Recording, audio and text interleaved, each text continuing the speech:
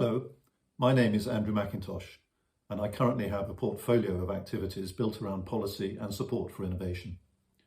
In the recent past, I've been a trustee of the Intellectual Property Office, the Design Council and City, University of London, as well as chairing 2 engineering startup companies. I'm currently on the boards of 3 investment funds supporting early-stage technology businesses. My recent policy work included a secondment to the Treasury to lead an internal team tasked with stimulating the wider use of intellectual property and other knowledge assets right across government.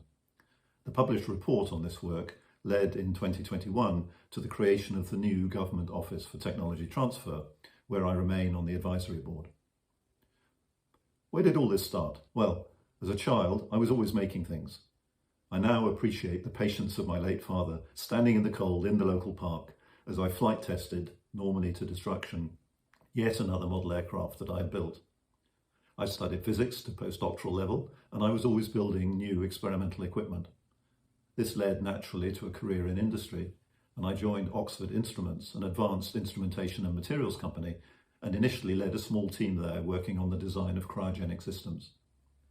I subsequently led the company for 9 years as chief executive, and I'm proud of the fact that 60 years after its foundation, it is still thriving, it is still UK headquartered, and still employing some of the country's brightest engineers.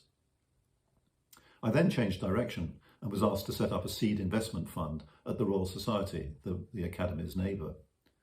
The Society had a very powerful vision of using the networks and the convening power of a learned society to support startups based on deep science, and we raised record amounts of philanthropic backing to support this activity.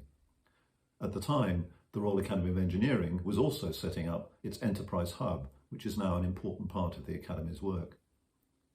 Today I'm still trying to make things, and among other activities, I am a very average amateur potter. Meanwhile, I'm delighted to have been elected as a Fellow of the Academy, and I look forward to supporting its mission.